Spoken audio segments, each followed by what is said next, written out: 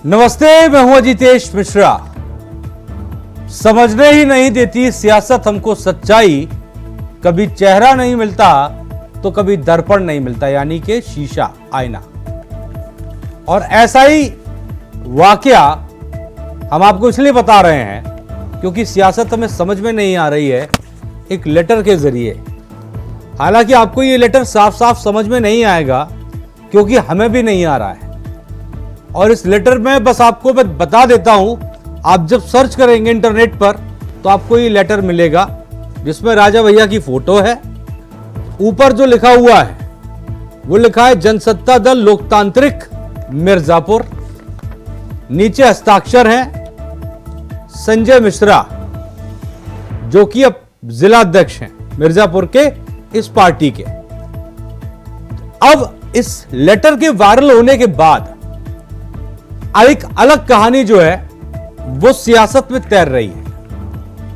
और वो कहानी ये है कि दरअसल एक मुलाकात होती है राजा भैया की संजीव बालियान और विनोद सोनकर।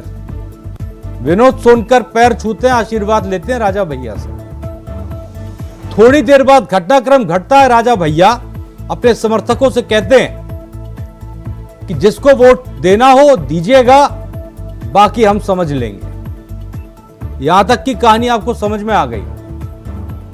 लेकिन इसके बाद जो एक लंबी दोस्ती चली आ रही थी उसमें दरार तब आ गई जब अनुप्रिया पटेल ने राजा भैया के खिलाफ एक बयान दे दिया। डायरेक्ट नहीं, इनडायरेक्ट। और राजा भैया तो राजा भैया ठहरे, कहां चूकने वाले, पलटवार कर दिया। और अब वो दोस्ती जो है उसमें एक दीवार बन गई है। और दीवार में दरार भी नहीं आ रही है क्योंकि वो दीवार बहुत मजबूत बन गई है। तो आज की चर्चा हम इसी पर करेंगे और समझने की कोशिश करेंगे कि इस पूरी कहानी के बीच में आखिरकार सच क्या है। क्योंकि राजा भैया सियासत के माहिर खिलाड़ी तो हैं और प्रतापगढ़ कुंडा के राजा भी कहे जाते हैं, लेकिन सियासी बिसात पर उनका कदम अगला क्या है, यह बड़ा सवाल है। एक रिपोर्ट देखिए, फिर चर्चा शुरू करते हैं।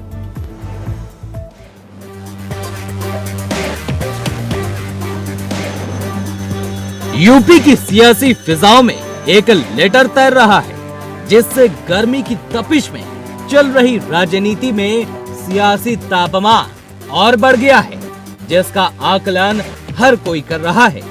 यूपी के बाहुबली नेता और कुंडा से विधायक राजा भैया ने भले ही किसी दल को समर्थन नहीं देने का ऐलान किया हो, लेकिन उनकी पार्टी के नेताओं और समर्थकों ने बुधवार को प्रतापगढ़ में सपा का समर्थन कर दिया।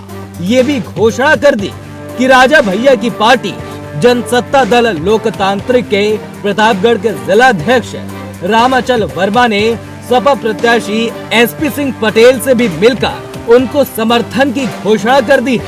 नए राजनीतिक घटनाक्रम से कौशाम्बी के बाद प्रतापगढ़ में बीजेपी की मुश्किलें बढ़नी तय मानी जा रही है। प्रतापगढ़ में 3 दिन बाद यानी 25 मई को वोटिंग है।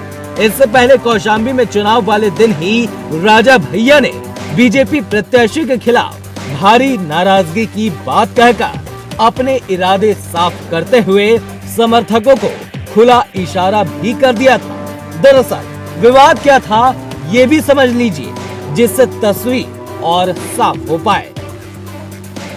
से पैदा नहीं होता, ईवीएम के बटन से पैदा होता है।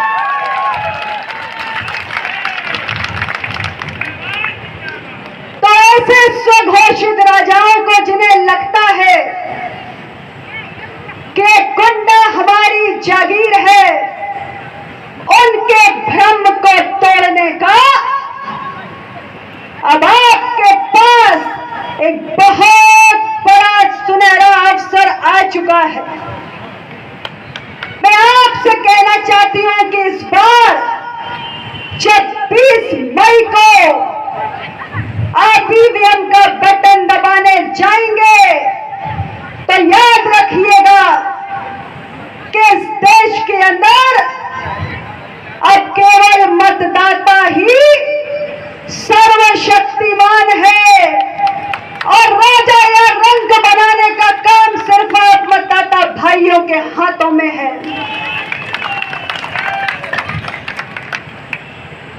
मैं आप सब लोगों से कहना चाहती हूँ, महाराज जी अनुप्रिया जी का एक बयान आया था, उन्होंने कहा था कि राजा जो है वो ईवीएम से पैदा होता है, इस पे क्या रिएक्शन रहेगा आपका? वो बयान अनावश्यक था, उसकी कोई आवश्यकता नहीं थी देने की। और ईवीएम से राजा नहीं पैदा होता है, ईवीएम से जनसेवक पैदा होता है, ईवीएम से जनप्रतिनिधि पैदा होता है और उसकी आयु 5 वर्ष की होती है। 5 वर्ष बाद जनता जनार्दन निर्णय करती है कि इसको पुनर्जन्म पुनर्जीवन देना है कि नहीं देना है। तो राज परिवारों से किसी को कोई क्यों कुंठा होगी? 7-8 दशक बीत गए हैं, देश आज़ाद हो गया है, अब न राजा रहे न रजवाड़े रहे, अनावश्यक है। रघुराज प्रताप सिंह राजा भैया द्वारा समाजवादी पार्टी को समर्थन देने के मामले पर बीजेपी ने पहली प्रतिक्रिया दी है। राजा भैया जी के समर्थन से नहीं, भाजपा अपने संगठन और अपने काम के बल पर चुनाव जीती। ये 2014 से ऐसे ही बयान देते हैं कि हवाई दावे हैं। जो दावा किया, तो जो लक्ष्य रखा, उसे जनता के आशीर्वाद से भाजपा गठबंधन ने उस पर सफलता अर्जित की है। इसलिए हवाई दावे विपक्ष के हैं, भाजपा के दावे धरातल वाले हैं। राजा भैया का प्रभाव प्रतापगढ़ और उसके आसपास की सीटों पर बताया जाता है, लेकिन अनुप्रिया पटेल के एक बयान ने पिछले लंबे समय से बीजेपी और राजा भैया के साथ को इस बयान ने डैमेज तो किया होगा या नहीं, ये तो 4 जून को ही पता चलेगा। Bureau report, India voice. तो यही तो राजनीति है, एक बयान और सब खत्म। हालांकि हम समझने की कोशिश करेंगे कि वाकई में सच्चाई क्या है। जिस लेटर की हम बात कर रहे हैं उस लेटर की भी सच्चाई क्या है, ये भी समझने की कोशिश करेंगे। खास चर्चा शुरू करते हैं। स्पेशल मेहमान हमारे साथ जुड़ गए। हमारे साथ डॉक्टर प्रियंका मौर्य हैं, प्रवक्ता हैं भारतीय जनता पार्टी के, आपका बहुत बहुत स्वागत है। हमारे साथ डॉक्टर एच.एन. उपाध्याय हैं, प्रवक्ता हैं कांग्रेस के, आपका भी बहुत बहुत स्वागत है। और हमारे साथ ब्रजेश सिंह रजावत हैं, प्रदेश महासचिव हैं जेडीएल यानी कि जनसत्ता दल लोकतांत्रिक के। और दारा सिंह हमारे साथ हैं, समाजवादी पार्टी के नेता, आपका बहुत बहुत स्वागत है दारा सिंह जी। तो चर्चा शुरू करें, और चर्चा शुरू जब करेंगे तो प्रियंका मौर्य जी से करेंगे। प्रियंका जी, जब 400 पार का नारा दिया गया और अब जो कहानी बनी है उस पर सिर्फ एक शायरी है, कुछ लाइन कही जाती हैं कि इस बार हूं दुश्मन की रसाई से बहुत दूर, ये कह रहे थे प्रधानमंत्री नरेंद्र मोदी और आपके तमाम लीडर कि इस बार हूं दुश्मन की रसाई से बहुत दूर, इस बार मगर जख्म लगाएगा कोई और। अनुप्रिया पटेल ने लगा दिया क्या जख्म? देखिए, ऐसा है कि भारतीय जनता पार्टी कार्य पे, काम पे वापस से जीतने वाली है और बम्पर वोटों से जीतेगी। वही सबसे बड़ा जवाब होगा भारतीय जनता पार्टी का सभी के लिए। और संगठन के निरंतर कार्य से और जो कार्यकर्ता बूथ लेवल पे कार्य करते हैं भारतीय जनता पार्टी के, उनके बल पे, उनके समर्थन से अनुप्रिया पटेल ने जख्म लगाया या नहीं? अनुप्रिया पटेल ने जख्म लगाया नहीं मतलब? अनुप्रिया पटेल ने राजा भैया के खिलाफ बयानबाजी करके, वो राजा भैया जो पिछले 2 राज्यसभा चुनावों में आपके साथ रहे, लगातार आपका साथ दिया, उनको आपसे दूर कर दिया कि नहीं कर दिया? पार्टी अपने कार्य पे वोट मांग रही है। अब वो जख्म है कि क्या है, ये तो आप उन्हीं से पूछिए, तो वो ज्यादा बेहतर जवाब देंगे जिसने जख्म लगाया है और जिसको जख्म मिला है। आप मानते हैं ना, जख्म उन्होंने लगाया और जख्म आपको मिला है? ये आप अनुप्रिया पटेल को नहीं कहना चाहिए था, आपको ऐसा लगता है? दिया, अब आप पता नहीं क्या सुनना चाहते हैं। मैंने तो बोल दिया जो मुझे बोलना था। अच्छा, मैं चलिए ठीक है, आसान भाषा में एक और बार पूछ लेता हूं। मैं कह रहा हूं राजा भैया जो आपके साथ थे पिछले 2 चुनावों में, अब आपके साथ नहीं है, ठीक है? अब आप जवाब दीजिए, ठीक कदम है या गलत कदम है? मैं कह तो रही हूँ कि भारतीय जनता पार्टी विकास पे, कार्य पे निरंतर अपने वोट ले आती है अपनी जनता के बीच। तो उसी पे भारतीय जनता पार्टी इस बार भी चुनाव लड़ रही है और जनता का समर्थन भैया की जरूरत नहीं है, ठीक है, ओके, यही सुनना चाह रहा था मैं, क्योंकि पिछले 2 राज्यसभा चुनावों में राजा भैया आपके साथ थे और आपको उनकी जरूरत थी। स्पष्ट स्टेटमेंट देते हैं, स्पष्ट स्टेटमेंट ही देना चाहिए मैम। खास तौर हाँ, पर तब ये जब आपका आपको अपना मत है और लाखों आपकी करोड़ों लोग अपनी सुन रहे हो, एनालिसिस है। जब आपको लाखों करोड़ों लोग सुन रहे हो तो स्पष्ट बोलना चाहिए। ब्रजेश सिंह हमारे साथ जुड़े हुए हैं। ब्रजेश सिंह जी, जी मिश्रा जी। अब पूरा चूंकि किस्सा तो सामने है, तो पहले तो मैं ये जानना चाहता हूं कि चर्चा की शुरुआत में जो लेटर मेरे हाथों में था और ये रहा वो लेटर, ये सच है या किसी का बनाया हुआ है, फर्जी है? देखिए लेटर अभी हम लोग, आपकी आवाज नहीं आ रही है, अनम्यूट कर लीजिए फोन को और फोन थोड़ा पास ले आएंगे अगर आप, तो और बेहतर आवाज आ पाएगी। जी जी हाँ। देखिए मिश्रा जी, मैं अभी मौर्य साहब को भी सुन रहा था, जिनका ये कहना था कि देखिए मैं अपनी दम पर है। देखिए अपनी दम पर उन्होंने विधानसभा का चुनाव भी लड़ा था। विधानसभा के चुनाव में वो कहाँ थे, जग जाहिर है सारी चीजें। रही बात राजा भैया जी की, हमारे राष्ट्रीय अध्यक्ष जी की, तो मैं ये क्लियर करना चाहता हूँ कि सदा दुरैया ना बन फूले, यारो सदा न सावन हो। जब हम ना वहाँ के प्रत्याशी हैं, ना ही हम वहाँ से चुनाव लड़ रहे हैं, तो क्यों ये राजा भैया के पीछे अनुप्रिया पटेल जी पड़ी है, क्यों ये लोग पड़े हुए हैं? अरे अगर यह बात थी तो सामने आकर के वो बातें की जा सकती थी, जब हमारा कोई वहाँ से प्रत्याशी नहीं लड़ रहा है। और हम लड़ अपनी दम पर रहे हैं और विनोद सोनकर संजीव बलियान के साथ जा रहे हैं और पैर छू रहे हैं, आशीर्वाद मांग रहे हैं। हालांकि चलिए राजनीतिक संस्कार भी हो सकता है, नहीं लेकिन बिल्कुल मैं मिश्रा जी सर ये लेटर का एक बार और क्लियर कर दीजिए ना प्लीज। विजय सिंह जी, ये लेटर सही है या फर्जी है? नहीं, ये लेटर अभी हम इसकी पुष्टि नहीं कर सकते हैं, क्योंकि ये लेटर हमारे पास नहीं आया है अभी तक पार्टी से। अरे ये संजय मिश्रा आप ही के जिला अध्यक्ष है ना मिर्जापुर के? हाँ, मिर्जापुर के हमारे जिला अध्यक्ष हैं। ये इनके साइन किए हुए जो लेटर ये जो वायरल हो रहा है, आप इसकी पुष्टि नहीं कर रहे हैं ना? आप कह रहे नहीं देखिए, हाँ, हमारे आदरणीय राष्ट्रीय अध्यक्ष जी ने, हमारी कार्य कमेटी की बैठक हुई जो कुंडा में, उसमें उन्होंने क्लियर कर दिया है कि हमारा जो भी, क्योंकि हमारे प्रत्याशी खड़े नहीं हो रहे हैं, हाँ, तो आप जिसको चाहे जिले में जिलाध्यक्ष को वो पावर है कि जिसको भी समर्थन देना चाहे वो दे सकता है। यहाँ तक तो क्लियर है, यहाँ तक तो क्लियर है। ये मिर्जापुर वाला लेटर है।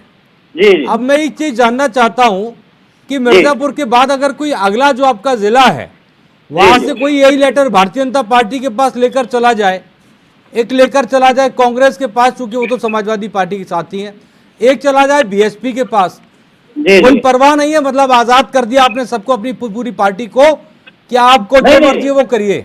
नहीं देखिए मिश्रा जी, आप इसको बात को घुमा रहे हैं दूसरे ढंग से।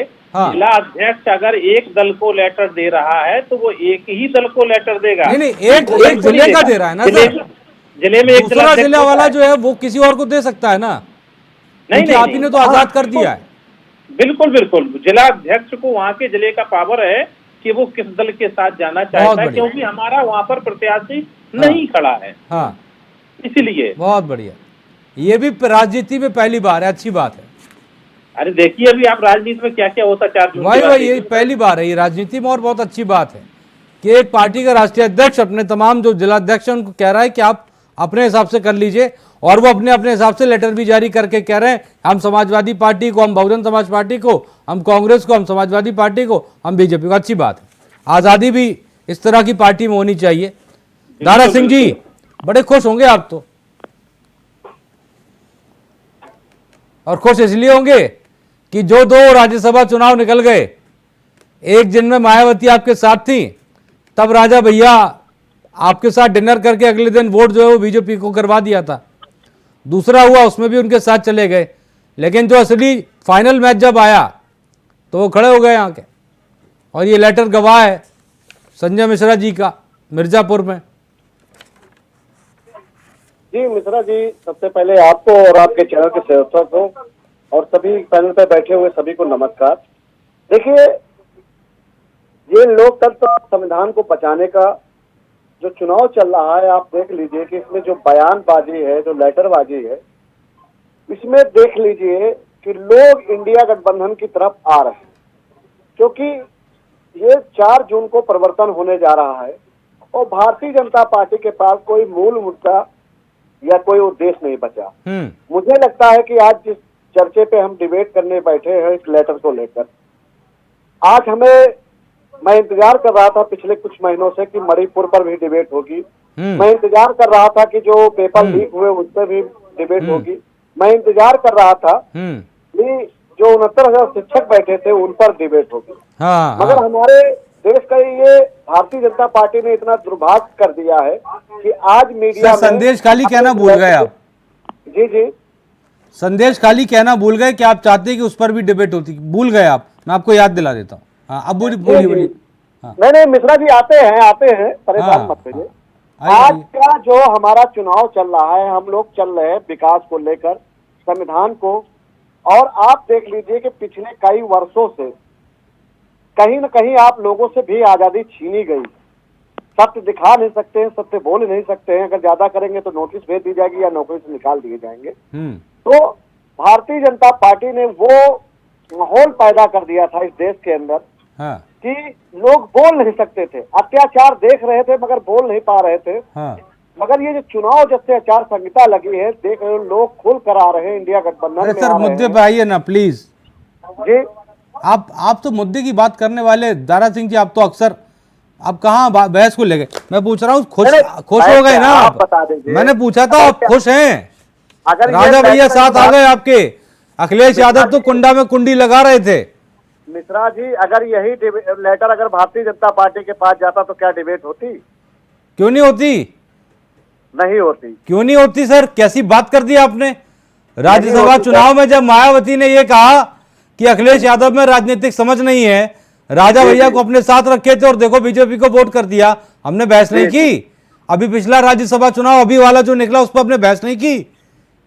कैसी बातें कर रहे हैं आप तो दारा सिंह जी एक तरह से आप तो घर के हमारे, अक्सर आप डिबेट में बैठते हैं हमारे साथ। नहीं बैठते हैं तो हम फिर आप ये बात कैसे कह सकते हैं? नहीं, मैं ये बताया कि आप सत्य को दिखाने का जहां भी करेंगे प्रयास, आपको ही नोटिस भेजी जाएगी, नौकरी से आपको निकाला जाएगा। सर देखिए ये सब चीजें देखिए इस देश के सभी पत्रकारों को सब कुछ पता है, सब कुछ खुला है और खुली किताब है। बस हम चाहते हैं कि हम अपना काम करते रहें और आप अपना भी करते रहें। देखिए अब मैं आगे बढ़ता हूं। आज चूंकि आपने सवाल का जवाब नहीं दिया सर और समय की बेहद कमी है। सुनिए, मुझे दुख होता है जब रायबरेली में मैं किसी पत्रकार की लाश देखा। मुझे दुख होता है जब अस्पताल में बिन इलाज का कोई आदमी मरता है। मुझे दुख होता है जब नौजवान को नौकरी नहीं मिलती, वो फांसी लगा लेता है। मुझे दुख होता है जब किसी आदमी को काम कराने जाना पड़ता है, उसको रिश्वत देना पड़ता है। अब मुझे दुख होता है कि हमारा जो संविधान लोकतंत्र, जहाँ पर एक विपक्ष के आदमी को बोलने का अधिकार होता है, वहां से सांसदों को निकाल कर बाहर कर दिया जाता है। तो आपको बोलना चाहिए ना सर। आपको उन सब चीजों को लेकर देखिए सर, राजनीति मेरी आपसे कोई दुश्मनी थोड़ी ना है। अगर मैं सवाल आप कोई बात कर रहे हैं और अगर मैं आपको याद दिला दे रहा हूं कि आपको इन सब चीजों का दुख होता है, संदेश खाली का दुख होता है कि नहीं होता है, तो आप ये मत सोचा करिए कि मैं बीजेपी वाला सवाल कर रहा हूं। ऐसा नहीं है सर। मेरा काम है सर टोकना, सही बात पर टोकना और आदमी को सही पॉइंट पर लाना। और अगर आप सही पॉइंट पर अपने आप आ जाते हैं तो मैं आपका स्वागत भी करता हूं। Doctor H.N.. उपाध्याय हमारे साथ जुड़े हैं, कांग्रेस के प्रवक्ता हैं। हालांकि चूंकि इस पूरे एक चीज और मेरे मन में सवाल थी उपाध्याय जी, ये जो प्रतापगढ़ और कुंडा ये कौशाम्बी वगैरह बात हो रही है, वाकई में एक समय था और आपको पता होगा कि कांग्रेस का गढ़ इसे कहा जाता था। लेकिन धीरे धीरे क्या हुआ कि ये कन्वर्ट हुआ राजा भैया और लोगों ने एक छवि बना दी कि भाई कुंडा का राजा कौन? राजा भैया। और अब जब चुनाव लड़ने का नंबर भी आया तो प्रत्याशी भले ही गठबंधन का है लेकिन प्रत्याशी उतरा समाजवादी पार्टी का। थोड़ा तो सर खराब लगता ही होगा। जी अजितेश जी, हमको कोई खराब नहीं लगता है। ये गठबंधन में जिसको सीट जहां पर मिला वहां पर चुनाव लड़ रहा है। यहाँ हम लोग कांग्रेस या सपा ये प्रत्याशी नहीं मान रहे हैं। आदरणीय अखिलेश यादव जी और आदरणीय राहुल गांधी जी पूरे गठबंधन को जिताने के लिए चुनाव प्रचार कर रहे हैं। जहां तक राजा भैया की बात है, देखिए ये लोग जब अपने मातृ संगठन आरएसएस को कहते हैं, इनके अध्यक्ष जेपी नड्डा जी, की अब हमको उनकी जरूरत नहीं है। ये लोग कितने दम में है और कितने एहसान फरोश हैं। जब राज्यसभा का चुनाव था तो राजा भैया बहुत अच्छे थे, समर्थन दे दिए। तो अब की बार भी प्रयागराज किसी को बुलाकर बात कर रहे हैं, किसी को बेंगलोर बुलाकर बात कर रहे हैं। अब इस समय जो देश में, जैसा कि हमारे अन्य पैनलिस्ट भाइयों ने बताया, होता तो यही है ना सर, जी होता तो यही है। अब सर वो कोई किसी को चिरकुट कह देता है, कोई कह देता है बहुत चालू पार्टी है वोट मत करिएगा, लेकिन जब मौका आता है तो साथ आ जाते हैं। राजनीति है सर, वो कर रहे हैं, आप भी कर रहे हैं, संविधान कर रहे हैं कि नहीं कर रहे बचाने के लिए। बस आपने एक झंडा उठा लिया है कि ये तो संविधान को बचाने के लिए, जिन्हें हम चिरकुट कहते थे या जो हमें चिरकुट कहते थे हम उनके साथ हैं, क्योंकि हमें संविधान बचाना है सर। अरे अजितेश जी, हाँ, आप तो वरिष्ठ पत्रकार हैं, बहुत अच्छा आप जो है संचालन करते हैं। ये बताइए, राजा भैया ने कितना बढ़िया संयमित जवाब दिया कि जो है राजा कोई नहीं है, बिल्कुल ईवीएम से जनप्रतिनिधि पैदा होते हैं। बहुत अच्छा जवाब लगा वो। हाँ, लेकिन अनुप्रिया पटेल जी ने राजा भैया के कार्यकर्ताओं को भड़काने का काम किया। और अभी तक इतने पूरे चुनाव में किसी बीजेपी नेता की तरफ से इस तरह की बयानबाजी नहीं देखी गई थी राजा भैया के खिलाफ। खैर, तो इनके हो सकता है अनुप्रिया जी खुद हराना चाहती है अपने गठबंधन को। हाँ, हो सकता है इसकी संभावना है। खैर एक जरूरी बात भी है, एक जरूरी बात भी है। और चूंकि प्रियंका मौर्य जी के लिए, डॉक्टर प्रियंका मौर्य जी को, एक सेकंड रुक जाइए सर, उपाध्याय जी आ रहा हूँ सर, आ रहा हूँ इनके गठबंधन के लोग आ रहा हूँ। उपाध्याय जी मेरी आवाज आ रही है आप तक? मैं आपके पास आ रहा हूँ, एक सेकंड में आए सर, जरा एक बयान सुनवाते हैं। और डॉक्टर प्रियंका मौर्य जी उस बयान को जरा सुनिएगा ध्यान से, उसके बाद आपसे सवाल करता हूँ। वो बयान सुनाइएगा जिस बयान का मैं जिक्र कर रहा हूँ, मैं बताऊंगा नहीं वो बयान कौन सा है, जरा प्ले कर दीजिए आप। देश में 543 स्थान पे चुनाव हो रहे हैं। कई जगह बड़े बड़े अनुभवी लोग, बड़े बड़े करिश्माई लोग चुनाव लड़ रहे हैं, लेकिन एक ही क्षेत्र है पूरे देश में जाके सांसद को ना कोई सांसद जी बुलाता है, ना कोई मंत्री जी बुलाता है, ना कोई उनको नाम से बुलाता है। पूरे क्षेत्र में लोग माता जी के नाम से बुलाते हैं। माँ जो होती है वो परमात्मा के बराबर एक शक्ति होती है, क्योंकि जब पूरे दुनिया साथ दे या ना दे, माँ कभी साथ नहीं छोड़ती। और आज मैं केवल अपने माँ के लिए समर्थन जुटाने के लिए नहीं आया हूँ, मैं सुल्तानपुर की माँ के लिए समर्थन जिंदाबाद। माँ की जो परिभाषा होती है वो होती है वो शक्ति जो सबकी रक्षा करे, जो भेदभाव ना करे, जो काम आए मुश्किल में। और ये बयान था वरुण गांधी का, जो कि पीलीभीत से सांसद हुआ करते थे, मतलब अभी सांसद हैं फिलहाल, लेकिन अब चुनाव नहीं लड़ रहे हैं। प्रियंका मौर्य जी के पास वापस आना चाहता हूं। प्रियंका मौर्य जी, आप पहचानती होंगी इनको, ये वरुण गांधी हैं, आपकी पार्टी के नेता है और सुल्तानपुर में प्रचार करने पहुंचे। प्रियंका मौर्य जी, मैं ये जानना चाहता हूं, ये भारतीय जनता पार्टी के ही नेता हैं या अलग हो गए हैं, या फिलहाल कुछ अपडेशन है इनको लेकर? मैं तो आपसे सवाल करना चाहती हूँ कि आपके पास कोई अपडेशन है क्या कि ये अलग हो गए हैं? मेरे पास तो नहीं है। हाँ, मेरे पास एक अपडेशन है मैम। हाँ, तो आप अपने स्तर से दीजिए, क्योंकि हमारे स्तर से तो ऐसा कोई अपडेशन मेरे नहीं पास है। अपडेशन मैम ये है, और अपडेशन के साथ सवाल भी मैम ये है कि ये जो वरुण गांधी हैं ये प्रचार करने पहुंचे सुल्तानपुर, और चूंकि भारतीय जनता पार्टी के नेता हैं और अच्छे खासे नेता हैं और पीलीभीत से सांसद हैं, मैं मैम जानना चाह रहा हूं वरुण गांधी और कौन कौन सी सीटों पर प्रचार करने के लिए गए हैं? क्या आपको जानकारी है इस बात की, क्योंकि आप नेता हैं, प्रवक्ता हैं बीजेपी की? वरुण गांधी और कहाँ गए प्रचार करने? और पार्टी पे गए हैं वो चुनाव का प्रचार करने के लिए, इसकी जानकारी मुझे नहीं है, क्योंकि भारतीय जनता पार्टी के जो नेता है, कार्यकर्ता हैं, वो निरंतर हर जगह पे अपना प्रचार प्रसार के लिए जा रहे हैं। हाँ, वरुण गांधी सुल्तानपुर के अलावा कहीं प्रचार करने नहीं गए क्योंकि उनको भेजा नहीं गया। नहीं, ऐसा नहीं होता है। देखिए, भारतीय जनता पार्टी में जिस तरीके से लोग निरंतर कार्य करते हैं जनता के लिए, तो ये जरूरी नहीं है कि किसी को भेजा जाए, ले आया जाए। योगी आदित्यनाथ तो अपने आप उड़ीसा चले जाते हैं कि उनका बने चलो उड़ीसा चलते हैं प्रचार करने। योगी आदित्यनाथ जी से कैसे कंपेयर कर सकते हैं इस पूरी सिचुएशन को, ये बताइए पहले। अरे कोई भी आपका नेता, आप तो कहते हैं आपकी पार्टी में सब बराबर के लोग हैं। हाँ, तो नहीं, देखिए, आप तो बात कहते हैं ना सब बराबर के लोग हैं आपकी पार्टी के अंदर। ठीक है, अब मैं एक बात ये चलिए उनको हटा देता हूँ, चलिए नहीं गए तो इसमें आपको क्या परेशानी है ये बताइए। नहीं, मेरी परेशानी मैम मेरी परेशानी सिर्फ इतनी है कि जो आपके नेता है ये सुल्तानपुर अकेले प्रचार करने जाते हैं, ये बाकी जगह प्रचार करने इनकी जरूरत नहीं है क्या आप लोगों को? ऐसा बिल्कुल भी नहीं है कि जरूरत नहीं है, लेकिन ये क्यों नहीं गए हैं आप पर्टिकुलरली उन्हीं से पूछ लीजिए तो ज्यादा बेहतर होगा। नहीं, भेजते आप ही लोग हो ना, जहां तक मेरी राजनीतिक समझ है। आपकी एक सूची जारी होती है, तो देखिए आपकी तरफ से दौरे लगते हैं कि ये जाएगा वहां जाएगा। खैर, पत्रकारिता से परे इतना ज्यादा यूज करते हैं और हर चीज को आप इस तरीके से पूछते हैं। हाँ। आप मुझे एक बात बताइए ना, मैंने बात करनी लग जाती है, आप फिर से क्या बुलाना चाहते हैं? मैम सॉरी, आप ये करते हैं। Ma'am I am really sorry. मुझे जितनी जानकारी थी मैंने दे दी उसकी। पत्रकारिता से आगे जब सवाल, पत्रकारिता का अगर प्योर सवाल पूछ लिया जाए तो मिर्ची लगती है, लेकिन कोई बात नहीं। मुझे ये कैसे पता होगा कि सुल्तानपुर के अलावा उनको और कहीं कोई बात भेजा गया?